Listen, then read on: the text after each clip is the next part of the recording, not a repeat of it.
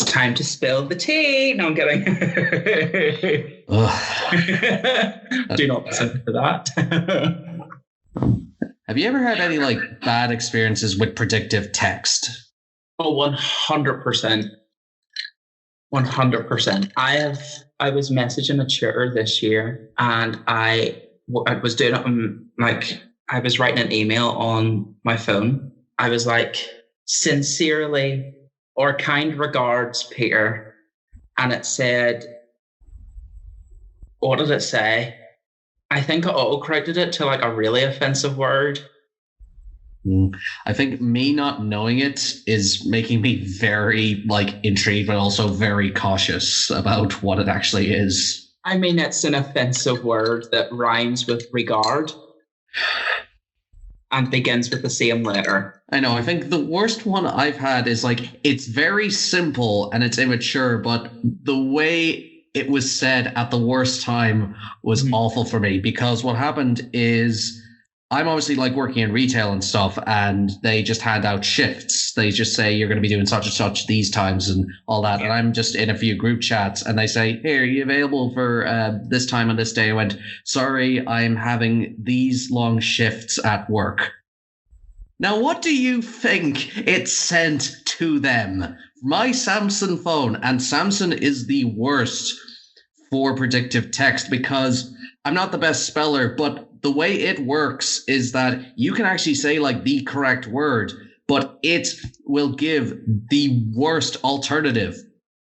I'm having 3 long shits at work. They haven't looked at me the same way since. I mean, why not? To be fair, have you ever taken a shit in work?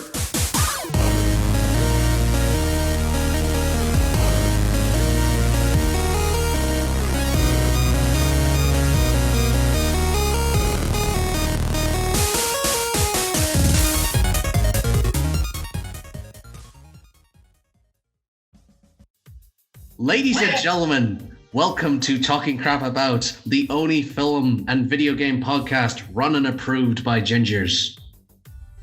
And a non-ginger. Yes, sadly, Michael left after Peter's comments on Black Flag. I mean, I didn't like it. You can't come for me because of it. Snapped out of existence with him and his Kojima games along with him. Wow, that's him. Bye, Michael. See you never. He will return for whichever Marvel movie comes next. Probably as Korg. So, how are you? I'm good. How are you? Well, big one for me recently. I got to go back to my apartment in Derry. So we were essentially just clearing out all the extra stuff I had brought down there for my time in university. You never realize how much random crap you have about until you have to stuff it into a few bags or boxes and bring it back down the road. Completely. So, you know, you just buy your stuff like your films and your DVDs and some books, and then you look at some other stuff like, oh, maybe I bought a few posters. I'm sure we'll stuff them and choose. And then you got those Cuphead figurines, which, you know, they looked nice at the time. And then you thought, now I have to put them in here with the other stuff. I'm sure we can make some space for that. Now there's some bed sheets. Sure. What else? Oh, just the entirety of all the figurines. And you're just like, they're going to get smashed. I know they are. I mean, for me, mine is kind of like similar, but in a completely different way. Mine is more like, oh, how am I going to move this like 15 kilogram pant pot with a bamboo in it? How am I going to move that? Like, it's not fun. I get you completely, especially whenever you've got like card product, who am I? Yeah, and I think it's specifically because I was into all my nerdy crap, and my parents, like, obviously, like, you know, they're supportive enough of the things I'm into, and like they don't disregard it, but there's plenty of times I could see them looking at, what's this JoJo's Bizarre Adventure? Like, please, just don't ask. You have your interests, I have mine. But aside from that, it was nice to get back down there and just see a handful of people, and it was definitely melancholy, you know, just to move out, because one of the things I loved about Derry was the community atmosphere of it, because out of all the counties in the north, it is probably the one that's gone for the most. But I think that's also led to just the really nice collective atmosphere there and how people will help each other out. Like, you know, in how retail, they expect checkouts to say, hello, have a lovely day, take care. That's what like people in dairy are like all the time. And it feels a bit strange at first, but it's something that I really came to appreciate the longer I was away from there. Oh, love that. Would you ever consider moving there? Well, I think if given the opportunity, I think it would be a place I would like to consider staying because it was very compact. Like you could get there to all your major places by walking, you know, from Guildhall and stuff like that. More often than not, I feel like there's an easy sense of knowing where you're going. Biggest benefit I got from it was obviously getting my camera back. Spending so long away from it allowed me to really appreciate just how much I really missed having the hobby and stuff. Like I sort of fell out from it a few months ago because I didn't have the need for photography, and suddenly having it back meant there was a lot more fun just to play around with it again. Another positive thing to mention is that there's a bird's nest that's been nested just outside my room. We decided mainly just to leave them alone to do their own thing because, you know, it's still early in the season, they're still young, and there's babies. After that, leave them out to the world, let them suffer. Yeah. I mean, that would be the worst thing for me because I'm usually still up around 4 or 5. So I would probably be hearing them first thing in the morning. And that is not something that I would want. No, birds chirping in the morning, pleasant enough noise. But when it's 4 and you want to sleep and you've got work in 2 hours, you're like, please shut up. Yeah. I get that, except luckily enough, I'm not working during lockdown, which is nice enough for me, so I'm definitely not complaining. We need things to keep us distracted in weird times like this. So, this is Binge Report.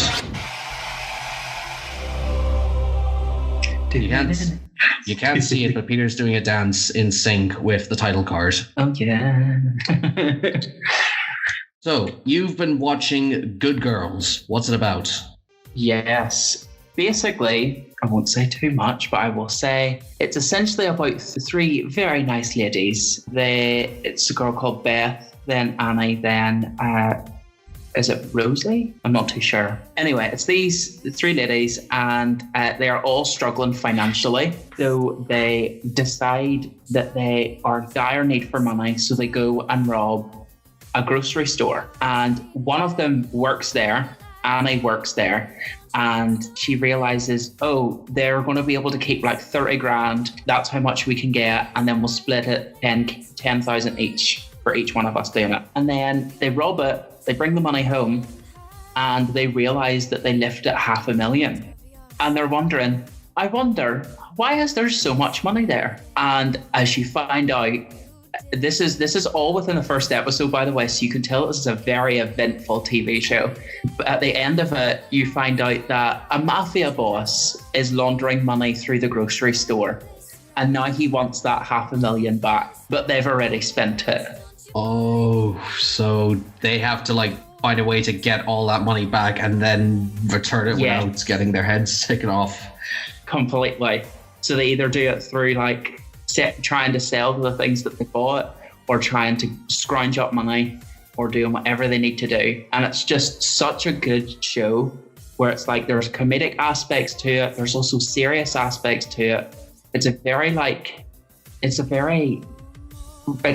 I don't know how to describe it, but it's a very like, whenever you finish watching it, you're kind of in the mood, oh, I could rob a convenience store and completely get away with it. But that doesn't mean to say you should, but it feels like as if you could because of like the way that they deal with it. And it feels like, oh, I could deal with it like that too. It's fine. Yep, this very much strikes you as one of those shows that's built on like big moments. Like every episode sort of just like, oh, first 30 minutes, it's all right, nothing's really happening. And then the last 5 minutes is a big, oh shit moment at the end. And you're 100%. Like, I'm like, oh, definitely need to watch the next one after that. Yeah, it's one of those ones where I started it and then I was like, I can't stop watching this now, to the point where I had watched all of season 1 and season 2. I think they had just finished season 3. I have a few to watch left of that one, but it's so good. It's so good. And this being spread over multiple seasons, that's a continuous arc for them? Like they have to make up that money up until season 3, or is it every season has its own story? It's more like a continuation of the same story. In a way, I don't want to say too much without spoiling it because it's so good that you need to see it. They are able to get that money back to the mafia boss, but they also realize that they still need money. So it's like, do we do the same thing again? Or do we just start working for him? That type of thing. Right. Because one of my fears with shows that have an end goal in mind, like they have a destination, is that usually these could be achieved in like one season. In fact, it could just be left as like a mini series in general. I always felt like Stranger Things would have been much better if it was just one season, because everything was very much self-contained. And sure, there was that tease at the end, but you could have very much edited it there, and I think it would have been enough. And that's not saying the latter seasons were bad. Like, I think they had their moments, but they very much have been retreads of the same thing, just not as good. And I really don't have much enthusiasm for something like that, because it's going into like season 4, and I think it's even getting like a 5th one or something. No way. I definitely feel like as if they're dragging it on a little bit then if they're going to be doing that. Yeah, because I feel like the testament to any show is like, even with, let's say they have this idea in mind and where it starts and where it ends, that often gets manipulated by how much the show changes throughout its run, or even how it, let's say how certain characters like catch on with some people. Like, I think, I'm trying to think of an example, but there's like a lot of shows out there that I feel like could end at like one season, and that could be it for them. So Stranger Things is an example. There's another one, HBO's Westworld. That's a big one recently, because when that was first being advertised, I think that was back in like 2016, it was very much being made as like the next big thing, you know, for them in primetime TV. Yeah. And great first season, and it could have ended there. Recently, it's only gotten to its 3rd season, and the main reaction around it is just like, why didn't this just end? Why can't we just pretend that only season 1 exists? Yeah. So like, does this fall into that trap? Like, could it go to 3 or even 5 seasons with that premise? I mean, I feel like it's successfully done it so far. And like, I haven't asked for it to stop. Like, I think it also feeds into, oh, you're never truly happy. As in, like, people always are like, oh, you need to have this amount of money in order for you to be happy and all like this. And I feel like that kind of like pinpoints it a little bit, because like they might be sitting there loaded, and then it's like, oh, but I want a little bit more. I'm not really fully happy now.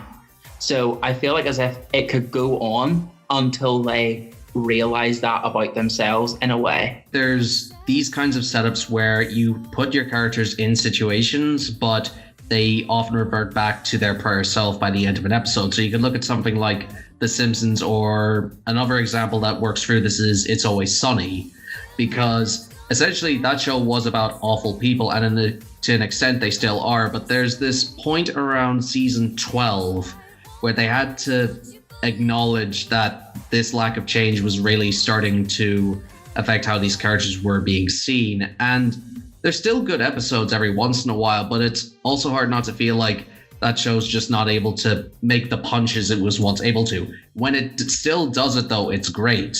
Yeah. And I'm curious for Good Girls if it has that sort of longevity in mind. Yeah, I get you.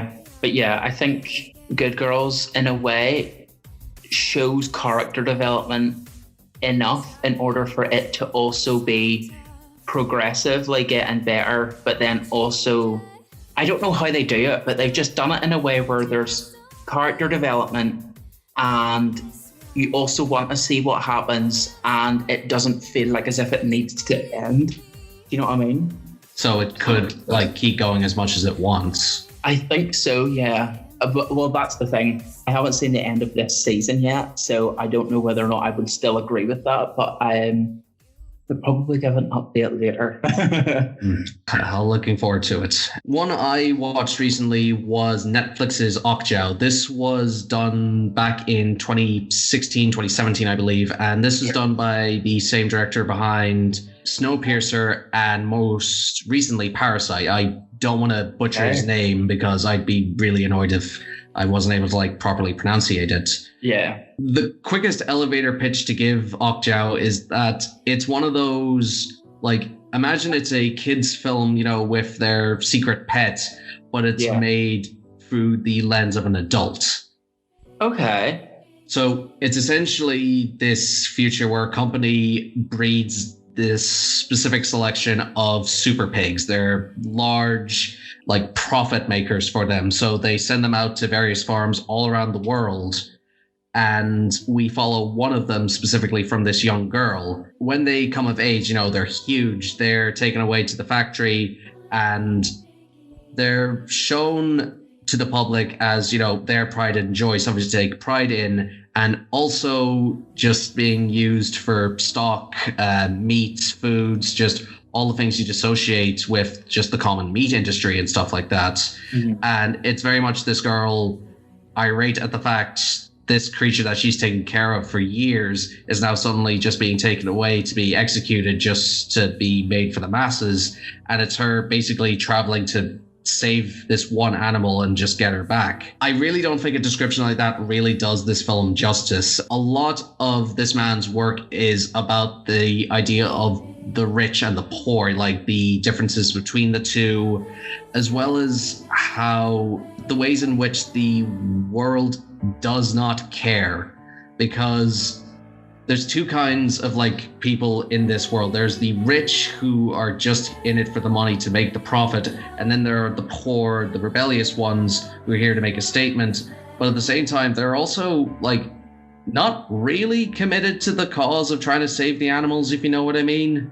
Yeah. It's the type of thing where this film really is like all shades of gray, because everyone looks initially like their sort of archetype, especially like your main villain in it is a double performance by Tilda Swinton, who usually I don't like, but in this she plays the CEO of the company and her predecessor as well. They both share scenes together and it's the same actress. The contrast between them I think is surprisingly really well done, because the current one is like she's very soft, pastel, polite, and the other is harsh and rock hard. Like having them on screen at the same time, you're just like, wow, that's the same actress in the same space doing two very different people. Oh. Very bluntly, if you watched these kinds of flicks like Babe or stuff like that, you know the sort of outcome this will get. And it does follow, let's say, a traditional story. Like you do know these characters, you know these archetypes. And it's not an unexpected ending, but it leads to something that is darkly expected, because she does succeed at the end. She does inevitably get her animal back, but it's this moment where you realize this is just one. She just gets this. All the other ones are pretty much gonna die. Like, I think it hits at something deep down. We're all just willing to overlook that we are the number one predators on this planet, that we are just gonna work through the food chain, and this small victory in the grand scheme of things is not going to give active change. Yeah. And as much as I go into like how grim it all sounds, this thing's really funny. Like Jake Gyllenhaal's in it. He does like this mad TV personality who is very out of touch with the audience he's trying to appeal to, and most of the people just straight up hate him. A lot of times when you have big casts like this, it's easy just to lose track of a lot of people, especially because a lot of the animal rights activists, they get very small roles, but they're just very memorable in the small time or small amount of time we get with them. Yeah. Okay. Now, I won't say it's his best film. Like, I haven't seen a huge amount of his. It's only really been his recent ones this year, like Snowpiercer, this, and Parasite. I'm very much tempted to go and watch some of his earlier work, because I haven't actively consumed enough Korean media to really, I'd say, get a sense of the impact these would have. I mean, obviously, Parasite being the first foreign language film to win Best Picture was a big deal. Yeah. But also, it's mainly only limited to those and Train to Busan, which is a great film if you ever get the chance to see it. Mm-hmm. I think the next one on my list I have for that is some of the ones from Park Chan-wook, sorry. He's done the like of Old Boy and Lady Vengeance, I believe. Okay. So, like, if you're interested, it's on Netflix. It's only about 2 hours. It's one of those watches where it's like, it's funny. It's got action to enjoy. You'll probably feel a bit sad and disgusted afterwards. Like, I was told a lot of people ended up being vegetarians after this. I probably won't. I like my McDonald's. which is going to be opening everywhere in Thursday. I'll get my Okja. You see the problem here? Stop it. Oh God, that's just one to think about. Last one I want to mention for this section here is a bit weird. It's probably going to be a bit dragged out, but I think it's important. Okay. I watched the final season of She-Ra and the Princesses of Power. Putting all the cards on the table, I really didn't have much memory of the original Masters of the Universe to begin with this. There's this whole thing that all the characters had the same muscle builds because they had to fit in the molds for action figures to sell. Yeah. That was one of the things that I remember watching the older one on RT2, and it just was something that never really clicked with me. You know, even at like 6, I was like, ooh, I don't like this. This was following in the wakes of 2 shows that I think are important. One was DreamWorks' previous series, Voltron Legendary Defender, and the big series that inspired a lot of this, Avatar: The Last Airbender. Now, everyone loves Avatar, I think. Me included. If you don't sorry, listeners, if any of you don't like Avatar, remove yourselves. No, I'm kidding. I'm kidding. However, it is a phenomenal TV show. You cannot even dispute that fact. I generally haven't watched Avatar like start to finish in years, but I can still remember a lot of it. It's the type of story where even after so many years after its completion, it still sticks with me. I still think about its characters. I still think about its world. And because of that and the impact it had, even though like really a lot of the companies behind it really just butchered the license, so many people wanted to create the next big thing to like capture that same lightning in a bottle. And Voltron was the start of DreamWorks' attempts at this. Their first 2 seasons of that show, really enjoyable. Afterwards, though, that show's dip in quality was baffling. Like, you know how there's people who hate The Legend of Korra's there's people out there who hate The Legend of Korra. They think it's the worst thing in existence when it's not. I really like it. Well, here's the thing. Voltron's latter half is that bad. It drops in quality so much. You have to wonder if it was handled by a completely different team, and there's a lot of reasons to be upset with it. It adds a boatload of new characters that don't add anything. The action's just tired and bloated at this stage, and probably the biggest and the most frustrating thing for me was the way in which it handled its key relationships. Now, representation is an important thing in media for me and so many others. And one of the big appeals of that show initially was how diverse the cast was. They were from different walks of life, different genders, different stuff like that. And having a show of very different people coming together to save the planet or just help each other out is a very noble, nice concept. In times like this, I think it's something that we really needed. The problem is, though, I think the show's marketing really played into that a bit too much. It weaponized the kind of minority groups that the different characters were a part of, in particular that of the team leader Shiro. And I'm going to go into full spoilers for this and Shiro, but I feel it is important to mention how one failed and one learned the lessons and succeeded from it.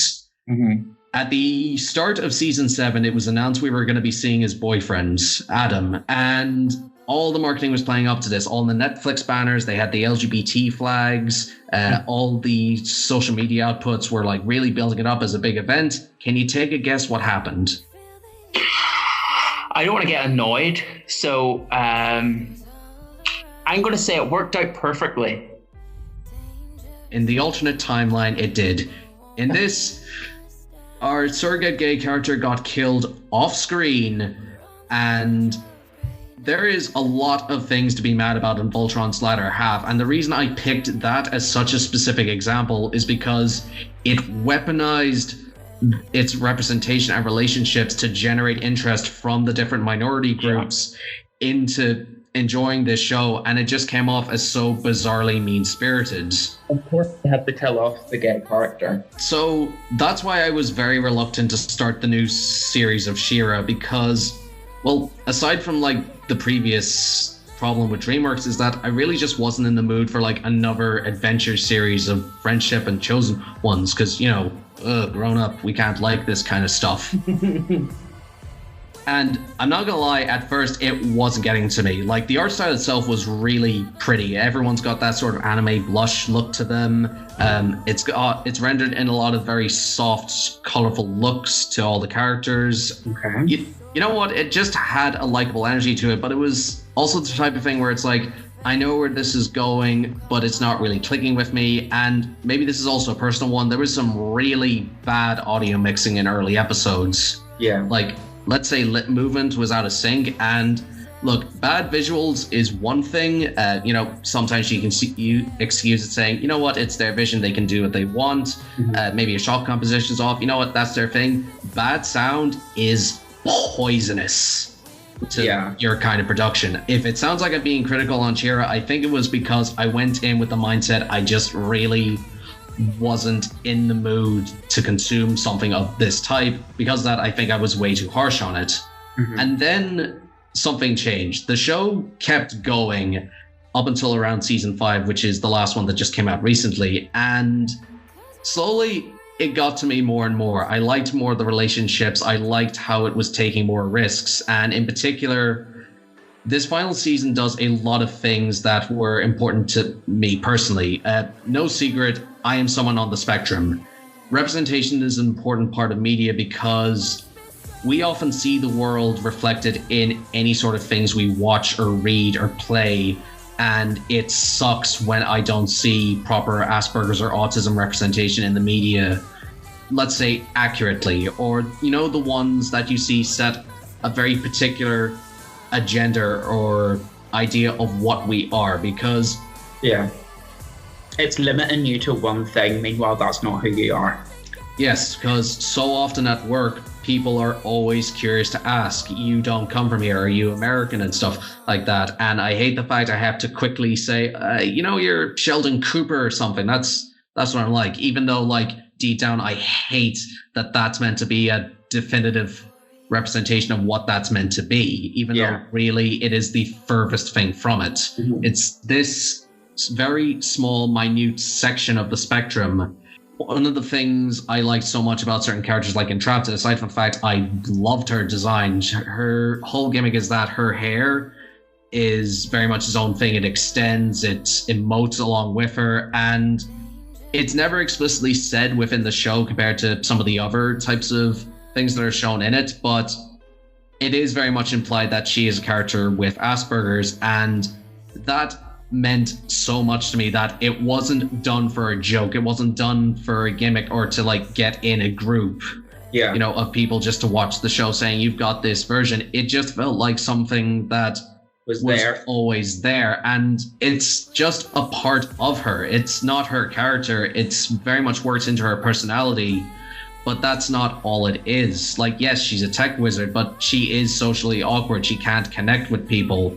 And when she is shown love and affection, it means a lot, because many people think I can't emote. And seeing a character go through stuff like this really just means a lot to me personally. And I've been saying that earlier that I don't think I connected with this show as much as other people have. And it's one of those occasions where I'm really glad it's connecting with people. I'm glad that we got some really just good, solid LGBT representation in a mainstream animated show. Especially one of the protagonists, Bo, he has 2 dads. They are the best couple in the show. They're like so funny and nice with each other. And there's also the manner in which the show handles its themes, which obviously it is aimed towards a younger audience, but much like Avatar, it's not afraid to pull punches when it wants to. It does deal with abuse. It does deal with the fact there is a war and that people have lost their lives because of this.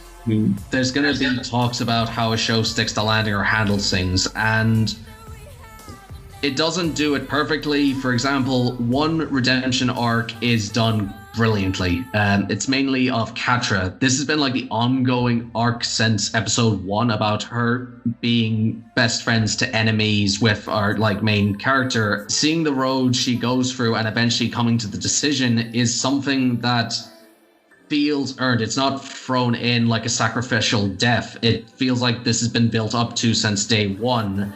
And probably for the first time since someone like Zuko, it feels like something that is legitimately earned. It's not something that's done just to fill a quota. I think the reason I'm not going as in depth on like plot or the actions itself is that I don't really feel like that was the appeal of the show for me personally, or why it connected. Mm-hmm. I feel the reason for that is while some parts of it are pulled off well with redemptions, there's also other ones like the abuser Shadow Weaver, who just kind of got left behind very early on and then comes back with a more prominent role in the later half of the show. Right. Like, it's not, I won't say it's poorly handled, it's the kind of thing where when she does make her big sacrificing play, it's the kind of thing where you're just like, oh, right, this is happening. Just because, like, we need to get to the end game. You know what? It's not actually, like, that poorly handled. It is left to our ideas if she was properly redeemed or not. Personally, I don't. But I think the show's main thesis is about love. It's about friendship and how, like, in times like this, when we are so divided by our differences, I think having something to come back to or people to support you is something that really helps. Like, yeah. Right now, things are rough. Like, working in retail, you get a sense of how terrible most people are on a day-to-day basis, and getting hit with a wall of arrogance, it hurts. But then I remember I've met so many amazing different people from very different walks of life who are very different to myself. Mm-hmm. And I think to myself, you know what? I'm glad I know so many awesome, incredible, different kinds of people and that we get along. And I think that is the message that we needed. In comparison to Voltron, this show sticks the landing. It does representation so well. And I feel like it's also going to do something really good for this generation. You know, younger girls are going to grow up and see these characters and these people as just normal. Like, queerness is more accepted in shows like this. Or take a character like Double Trouble, who is non-binary and played by a non-binary actor who I can't really think of their name right now, but that character is easily my favorite alongside Scorpia. I like the fact it specifically uses they, them pronouns on both sides. So either good or bad, they still actually stick to what they would like to be called.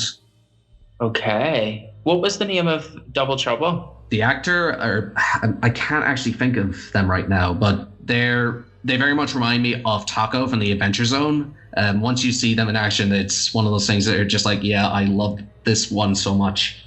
Jacob Tobiah. Props to that. Wow, I love that.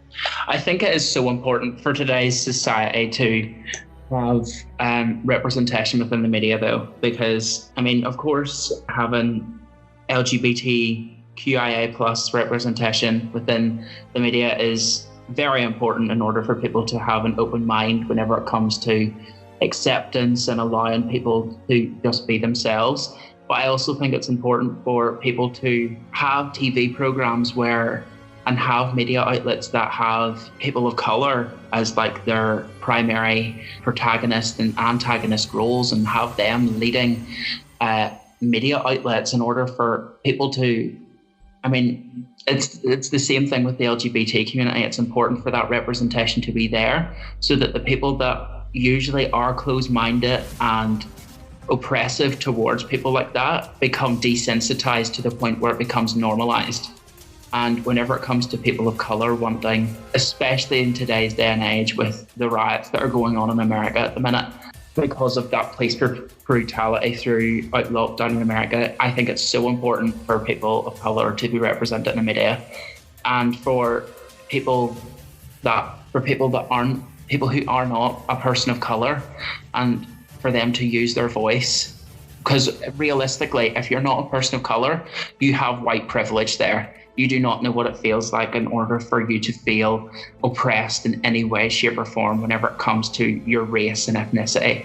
Therefore, it's important for us as people, I was going to say people not of color, but like we also have a color, but we're not like that. But in regards to us being white, we have to use that white privilege and speak for people that don't have a strong enough voice in today's society. So She-Ra sounds like a great program for LGBT. The amount of artists I meet at cons that are inspired by this show and talk about just what it means to them is inspiring. And I feel like it's one of those shows that handled this with a sense of maturity, because so often in representation, I think we talked about it with like Avengers Endgame, where it just sort of threw in a moment just for the sake of it, rather than just making a statement, rather than embedding it into its story or characters naturally. This does what I wanted that kind of show or series to be. What I can say about She-Ra is that I personally didn't love this show, but I love what it represents. I think it is important, and I still think it's kind of amazing that so much greatness has come from this and from the team themselves. Okay. Personally, that sounds like a great TV show for LGBT people, but I will recommend another show for people of color, and that's just as a wee side note for you to go watch if you want to. It's called Dear White People. It's on Netflix, and it's essentially an entirely black leading cast, which is great to see. And it basically shows you them all in college in America, all at the same university, studying their different things and showing you what they have to go through on a daily basis within their own community, within trying to survive alongside people who are closed-minded to people of color.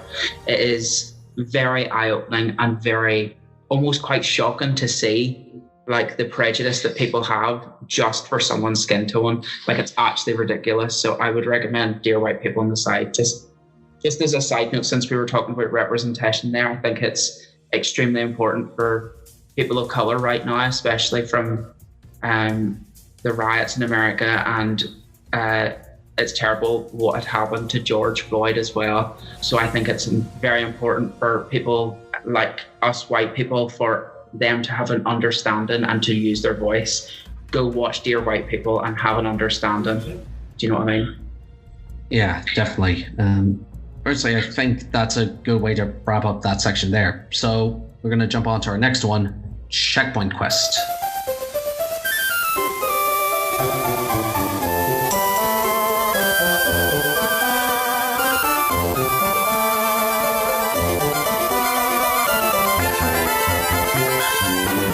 So, Peter, tell us a little bit about Dead by Daylight.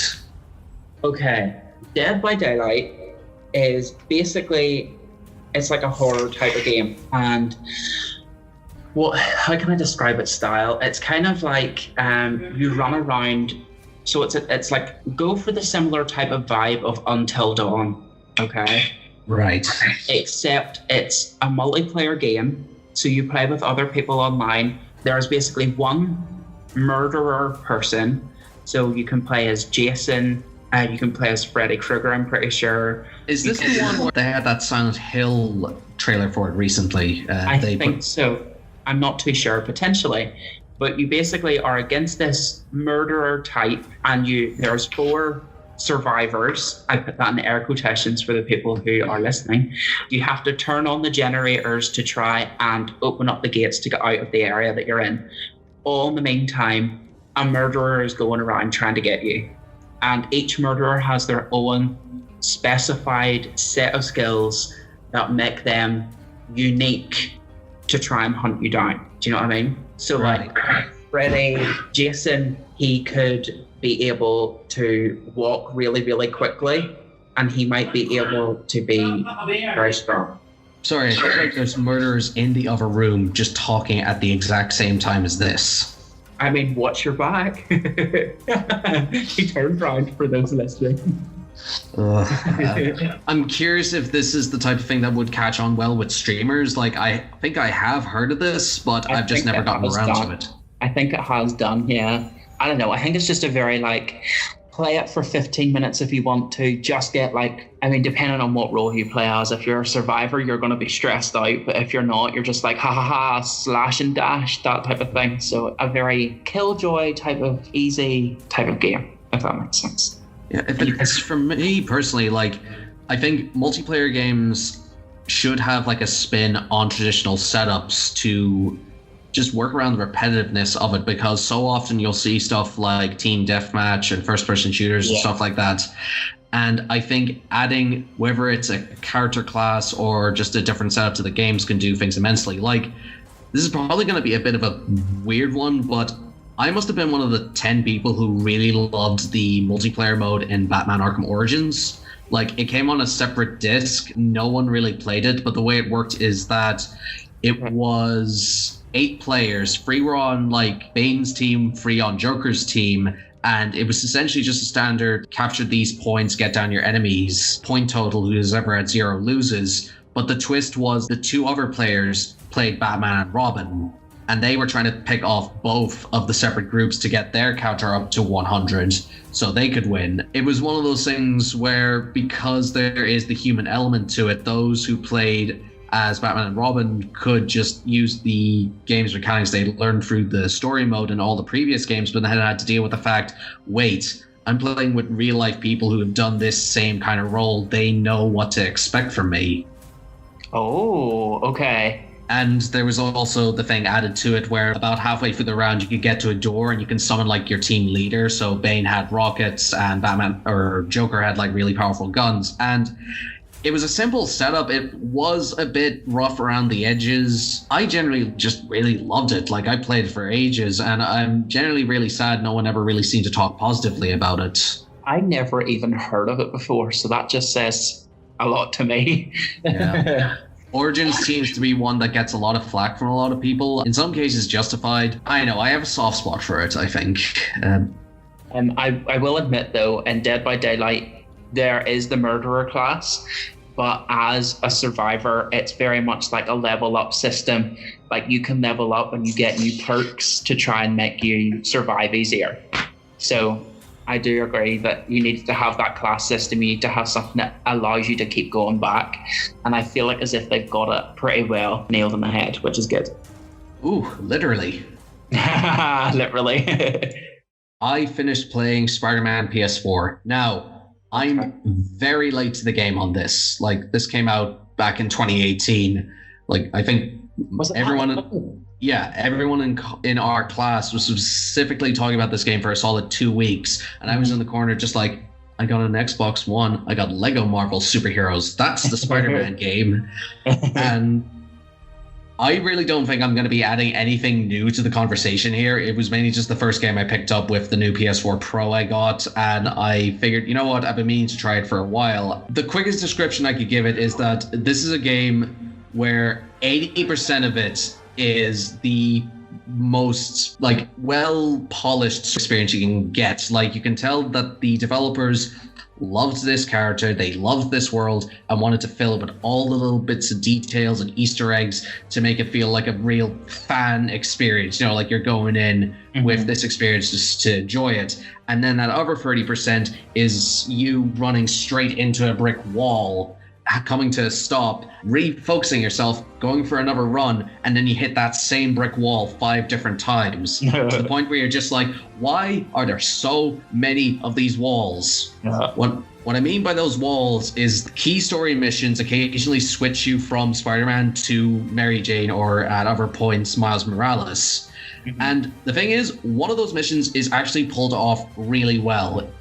I'm not going to bother with the pretense of spoilers. This game's been out for a while. I think if anyone was going to play it, they probably will have by now. There's a section very early on where the mayor rally gets bombed and we switch to Miles' perspective. The reason this one works so well is because we've been spending so long as Spider-Man feeling the rush, feeling the excitement and this power, and then suddenly switching to this normal person just trying to get by in all of this carnage is something that is generally really overwhelming. And look, it's obviously one of those things where it's still heavily scripted. You still go at the times when the enemies look away, that sadly is one of the only times it works, because the other times you have to switch to other people's perspective are the points where you can really tell, like, these are just reused assets or just something just thrown in at the end. Because, like, the AI in the stealth sections is atrocious. Like, I literally ran through one of the sections. I didn't pause. I didn't hide behind any objects. Like, the enemies, like, sorta almost noticed me. And by that, I mean, made direct eye contact, got within a meter, and they're just like, nah, I didn't see anyone. Yeah. Even though I clearly saw, someone with a camera who ran right past me, punched me. They're not there. I didn't see him. Yeah. I think the reason I mentioned those things that annoy me is that this at times doesn't feel like a game that came out recently. It feels like something that was made in response to the Arkham games, because they wanted to make a big collectathon of, here's 70 items on the map that you can do this to get this item. You could swing to catch this item in the air, or you can jump into this tiny vehicle to get this item. Yeah. And you know what, as a checklist and as Spider-Man, you sort of feel the urge just to go through and help people out and do stuff like that. But I think the reason I sort of fell out with this kind of system is that it just feels like busy work. It doesn't feel like, you don't have to put effort into thinking about how you're going to do these things. Like, remember when I talked about Luigi's Mansion? Mm-hmm. Most of the rewards you got in that weren't costumes or extra stuff. It was just the best puzzles in the game required you to use your head and earn the rewards because of it, or just the jewels to get by. More often than not, it was just done because it was for fun. You got a sense of achievement from it. And this, every time you catch something, you pull up your map and you're like, oh, there's 60 other things I can do in this small area. I'll just run here and do this, or I'll run here and do that. It's not that they're individually bad. I think it's having them stuffed so close together is one of those things where it just sort of feels a bit mundane after a while. I didn't even complete Spider-Man because I'm very much the type of person that's a completionist, and I absolutely despised the amount of what there was. Whenever it comes to like the Batman games, you could go around and you could collect whatever you needed to collect, and it would unlock something at the end that was unique, that would have made it a special moment. Like, if you go out of your way, you can go and speak to Mr. Freeze, and he can then give you a grenade that makes you throw, and you can freeze people with it. But in Spider-Man, you can go deal with, what's his name? Like Tombstone or you can go deal with him. And Taskmaster, or what's the name of that cat girl where you take the pictures? Black Cat. You take pictures of her cat that you see all around the map, and what does that do?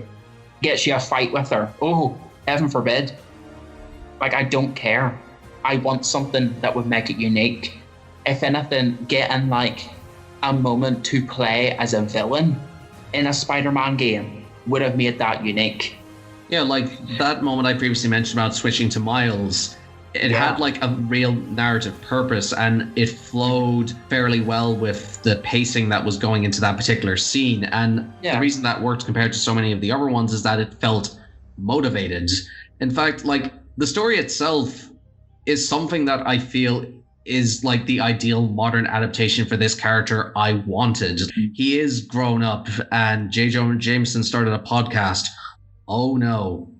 I'm looking at myself now and realizing what I've done. And let's say it's the type of narrative where it's like, we've seen these things play out. We know which paths these people are going to go through. When this game gets good, it is good. Like, yes, it is very heavily scripted. You are going to go and do these particular stuff. And the reason I say this is a game specific, like, for the fans, and like, I am a Spider-Man fan. I enjoy these things as much as the next person. Like, as soon as I got the Raimi suit, I was there trying to recreate all the shots from your cinematographer Bill Pope, because I was like, yes, I can feel the love and passion that went into like certain parts of this.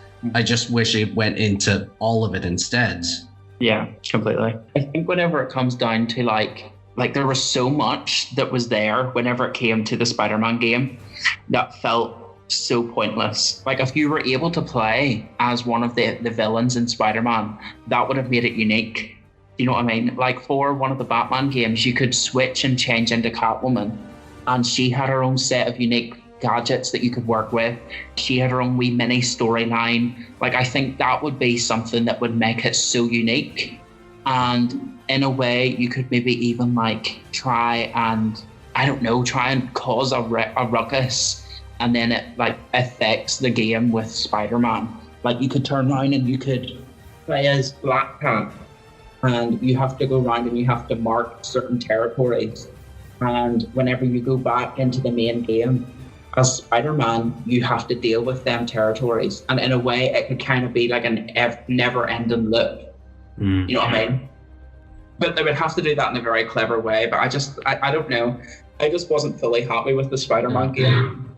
No, I think for me, this is a game with solid foundations. I think there is something to be made from this, and I do hope there is a sequel. More than likely it is coming, probably for the next generation. Generally, if I'm sounding like just downbeat on it, I think it's just because I've gotten a bit tired of this particular type of experience, and I think the reason it was successful as it was and did take off is that it very much followed in the foot of a series that was popular, but there was also a spot in the market just to fill in and say, yes, we've got a new one to meet for the holiday season and stuff like that. Yeah, I get you.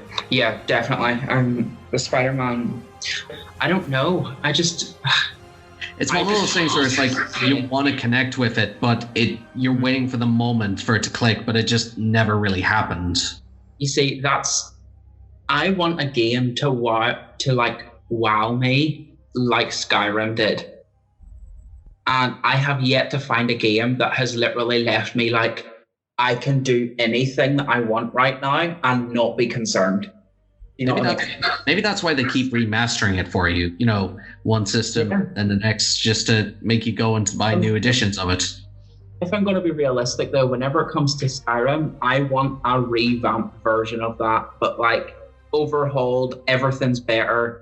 Like I want the ability to build your house wherever you want to. I want the ability to climb up the side of a mountain if I wanted to, and that levels up a skill. You know what I mean? Like, I want to be able to become Spider-Man if I want to, but in Skyrim. And it's easier, say, for the Khajiits to be able to climb up a wall. You know what I mean? Like, I want that to be available for me. That's what I want from a Skyrim game. I want everything. I want me to be basically live a fantasy medieval life within a game. That's the amount of options that I want. Right. And I'm not getting that from Spider-Man. I'm kidding. Well, here's the thing. I think it's important just to say that there's plenty of times when something does get successful and it does affect dozens of people. There can be plenty of times it just doesn't elicit any kind of emotion or response at all from someone like myself or you. And I think that's okay, because every piece of art in existence is made to elicit some kind of emotion from someone. Yeah. But that doesn't mean everyone. Just because they have Mona Lisa on display doesn't always mean everyone's going to be amazed by it. Like, I remember when I saw it when I was 14, and I was going like, it's that small? Yeah. That's what she said. Wow, you really took it there. I didn't want to say it. I was going to, but I wasn't. We needed Michael here just to go off the just dirty jokes. Yeah, Michael needed to be here for that one. We'll move on to our last section. This is the news.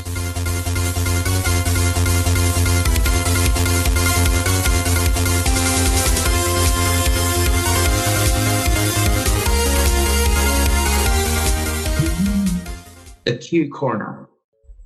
Honestly, I'm still struggling to find a name for it. Like, I think it should get a title, but it's in the moment I'm just like, I don't know how to like announce it, you know, aside putting in like the music, just to say, yes, here's our different section from the last one or something like that. What about docu-series? Say again? Docu-series. It's like documents, but we're also giving them a series of news. So it's like factual news in like a series. That's the title from now on, okay. See, this is why we added Peter. We just needed a big host with a lot of personality and also just comes up with the best titles. Exactly. Off the cuff, off the whim. I mean, sorry about it. PlayStation 5 reveal planned for June 4th. Okay, that is within the week. personally, I'm actually kind of glad we had this episode delayed a bit, because when this is announced, I was like, all right, this is something I could look forward to chatting about. They have technically shown the controller already, but I think this is going to be like the proper showcase for specs, titles involved, and stuff like that. I mean, realistically, what can a PlayStation 5 do?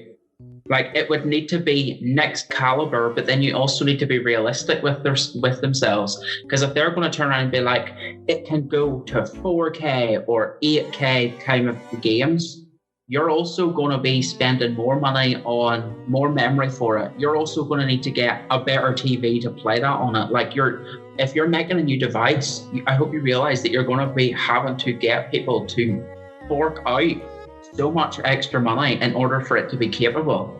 Yeah, you know what I mean? I think my big concern right now is that I know we talked crap about Microsoft's gameplay reveal previously, right. But that was technically still games, even though it was poorly handled. I don't think either publisher right now has really made a big step forward to say, this is the next generation. These are the titles we're going to show and say, these are the things you're going to want to buy our new systems for.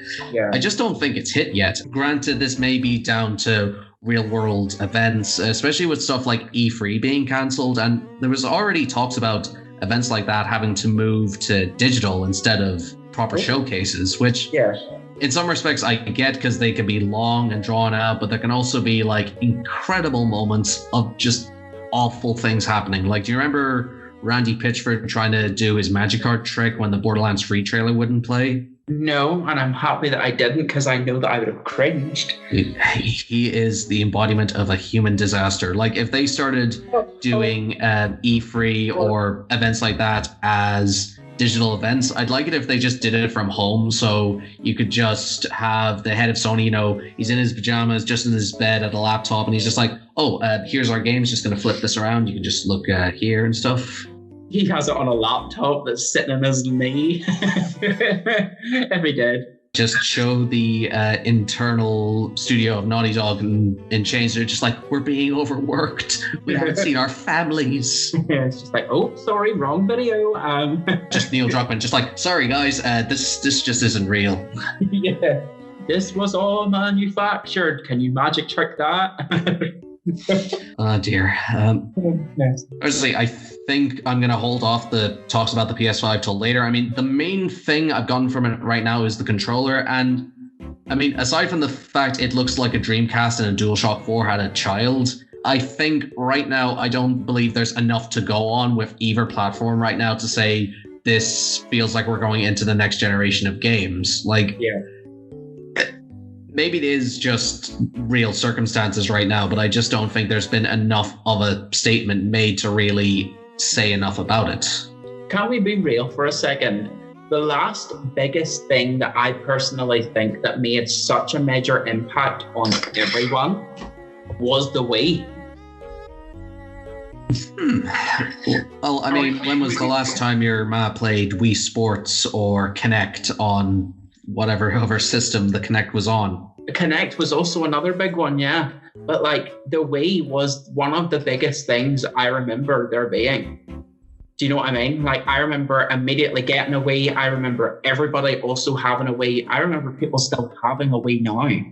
Meanwhile, there's people that have got rid of their PlayStation 1s, 2s, 3s, like they don't care, but they will always have the Wii. I think it's also more that people are moving more to digital than physical.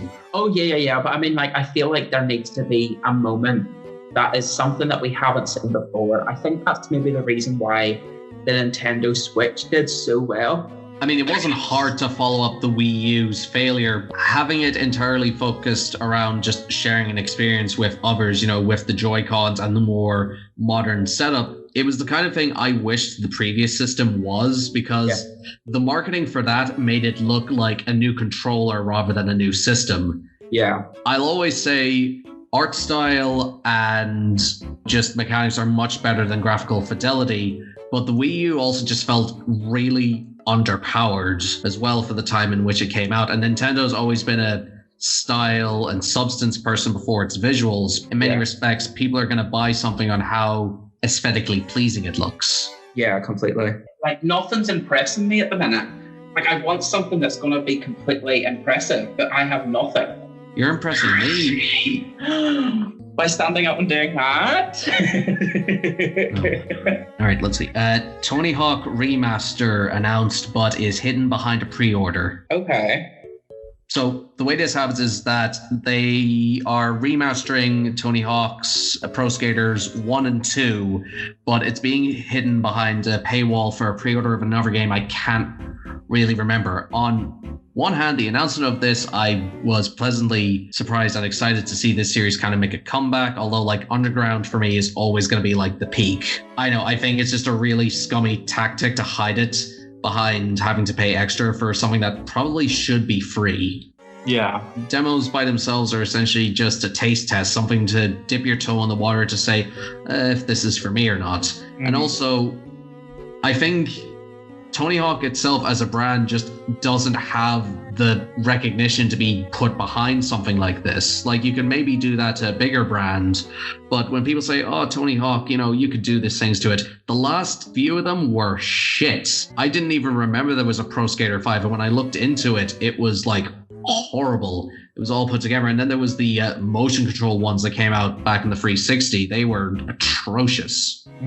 Yeah, no, thank you. I am tempted to try this out. I'm going to wait till the full release because I think promising one thing and then saying, no, it's behind this or another thing, I feel it's a bit out there. Like, imagine if Valve suddenly came out and they were suddenly like, hey guys, we're going to make a new Half-Life, and everyone's prepared and the trailer reveals and it's like, Tales from Half-Life by Telltale Games. This is not what we wanted. Okay. Did they not make a VR one recently? I've heard good things about it, but sadly I'm not made of money. I can't afford one of those things. Fair. I'm the same. Last one I think I'm going to mention for this is, and generally I'm really sad Michael isn't here to comment on this. He's probably listening to this after the fact saying, why didn't you include me? The Snyder cut of Justice League has finally been confirmed for release in 2021. Okay. I don't think Justice League is a real movie. I think it was just a collective, let's say, drug trip that we all had back in November of 2017. You said it. Oh, God. I mean, realistically, there is very good standalone characters in the Justice League, but personally, Titans on Netflix, I think, was better than the Justice League movie. That's saying something because that's not phenomenal. You had to pick between two piles of shit. Like, you pick another one, but it's still a pile of shit. Yeah, but it's also better than the steaming hot pile of shit rather than me dealing with a pile of shit. Like, I prefer to have a pile of shit than a steaming hot pile of one. You know what I mean? Why not just have a nice plate of food that you can enjoy and forget about the other two excrements? Yeah, but then what is always the result of eating food? A steaming hot pile of shit. So the reason I'm sort of on the fence about this is that the DC Extended Universe as a brand was so confused and weird. Like, most of the actors are out at this stage. Yeah. It's only been in the last year or so they've actually gotten back together with or gotten the brand back together with the sort of standalone films and giving directors more individual control and, let's say, input over their projects. And look, I'm not going to sugarcoat this. I really don't have much affection for any of Snyder's work. He's always struck me as a style over substance kind of person. But if this does come out the way he intended it, I think it's going to be a win because artists in many respects should be able to make the thing that they want. Film, video games suffering from this idea that they are art with a commercial intent. They have to be designed to sell and make money. Yeah. The truth is, if this does come out exactly the way that he intended, I'm really scared if this sets a message because, it was following years of constant online publications, but mainly bullying just to try and get this out there, to get this quote definitive vision or version of a film that I don't even remember existing.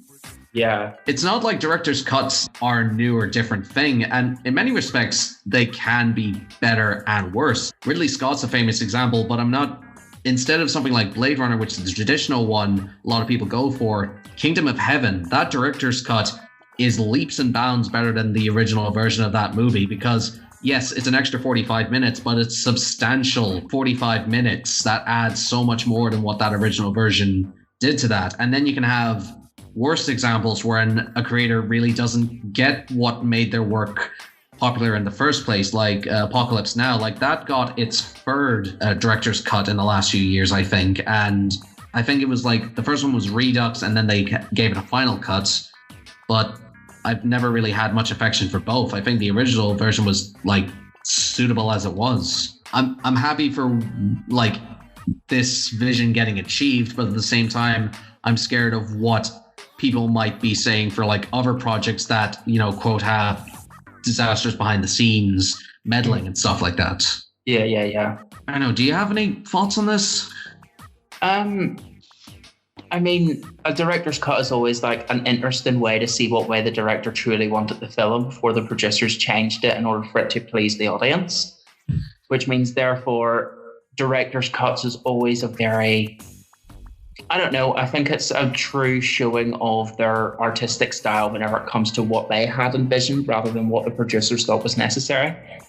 So him redoing the Justice League, like the director's cut for that, it would need to be something very stylized and pretty to try and make up for the lack of, like, no offense to it, but actually offense to it, like the bad storyline in regards to what the hell happened. You know what I mean? Like, if I'm going to be real, I'm going to remember what happened in each one of the Avengers movies unless something happens to my memory for a very long time. But Justice League, I maybe watched that 3 times because I seen it in the cinema. I seen it with the parents whenever it came out on DVD, and then I watched it again with friends, and I still can't remember what the hell happened in it. Yeah, and maybe this is a personal one for me as well, because I'm very much the visual kind of person. But so many of the scenes that are shot in that film just look off to me, and not in terms of like the visual effects. It's more that you can tell people are dressed and lit in a way that really wasn't intended to come out like it did in the edit with like the oversaturated clothing and stuff like that. You could really tell it was meant to be color coded differently, especially because you can look at the trailers and then the final product where like you have the sudden shift to like the reddish brown ugly palette at the end compared to the more cold coolish look in the previews and stuff like that. Yeah, I don't know, I just think it would need to be very, very good in comparison to the one before, because I can't remember it, and whenever I can't remember a movie, that's usually not a good thing. But it's also a good thing if I want to rewatch it again. It means that it gives me another chance with different ideologies and a different headspace going into the same movie. So it is a good thing. However, if it's different if I've watched a movie once and forget what it's like and then rewatch it. But if I've seen it numerous times and I still can't remember what the hell happened, I'm not impressed. The ways in which this is going to be reshown, I believe this is going to be on a streaming platform, HBO Max.